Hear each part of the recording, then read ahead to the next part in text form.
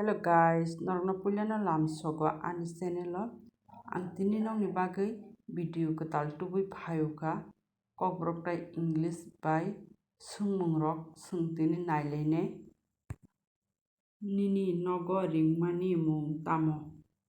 What is your nickname?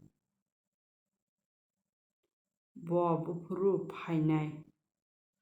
When will he come? Bo bufuru kipilnai. When he will be back? Bo 10 minute ni bisingo phirok phainai. He will be back in 10 minutes. Nung sabuni iro tong. Whose house do you live in here? Ang oro mama songni nogo tongo. I live here at my uncle's house. Nini somoy da tong. Do you have free time? Boro thang tong nung. Where are you going? Ang hati thana nayo. I am going to the market. Nung ani logi thanada. Will you go with me? Ang nini logi thangya. I will not go with you. Nung bufuru thangnai. When will you go? Ang takisa pore thangnai. I want to go a little bit later. Nung iro tamo khlai tongma. What were you doing there? Ang iro muikutung pai tongma. I was buying vegetable. Nung tabu boro. Where are you now? Ang tabuk nogo. I am at my home now. Nung ani kokda khana. Can you hear me? Ang nini kok khanao. Yes, I can hear you. Nong ni nukhung bahai. How about your family? Ang khanaya. I can hear you. Nono belai pailaya khe nuku. You look very busy. Ang tabuk kisa pailaya no.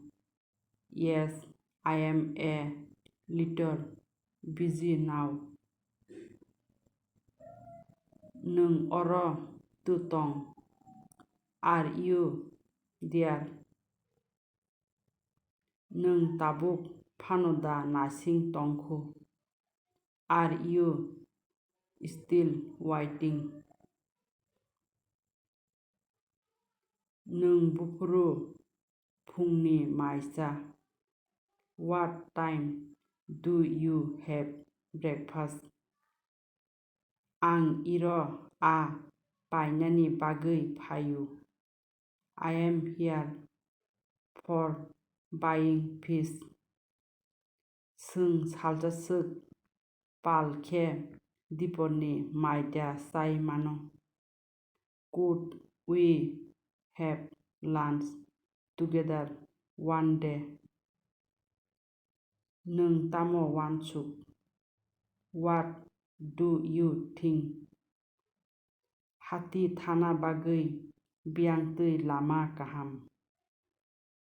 Which is the best way to go the market? Nini bokhorok tamo solitong. What's on your mind? Oroni simik bara busuk. How much is far from here? Nung tawano ketal da phai. Are you new to this town? Ang ketalno phayu tawano. Yes, I am new here. Nung iro busuk ongkha samung tangmani.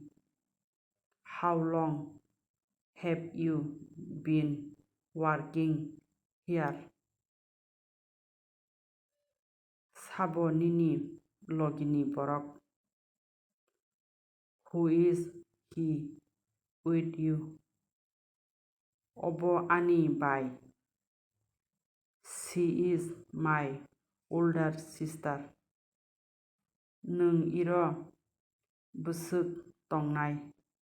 How long will you be here? Ang iro sarik jora tongnai. I am here until the end of the day. Ang tabuk lelemao tongu. I am on vacation now. Koita tamkha. What is the time now? Tabuk atta ongkha.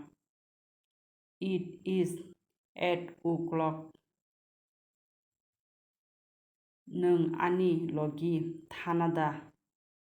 Will you go with me? Ani jora gurui. I don't have time. Nung ano kisa subaida mano. Can you help me with this? Phaiti iro. Come here. Nini achukmani number busuk. What is your seat number? Ang nini achuk jaknai natuk mankha. I found your seat. Dati khaiti. Do it fast. Nung uborok no tusini. Do you know that man? Ihi ang siniya bono. No, I don't know him. Nung ani logi mathangnai. You have to go with me. Obo ang khaiman glak. It is not possible for me. Nini sal kaham thangtu. Have a nice day. Ang tong thogui tongu. I am having fun. Ang oboni bagui nasing maya. I cannot wait for it anymore. Ang tai nono nasing manlia. I cannot wait for you anymore. Nung ano subaida mano. Can you help me? Nung iro tamo khlai. What were you doing there? Hambai norokno ani video no naima bagui. Norok ani video no chajakhe like share comment khaidi tei ang nokni bagui next video o sial bai kumir ni kerang kothoma tubunai norok naina muchungkhe ani channel no subscribe khaidi hambai.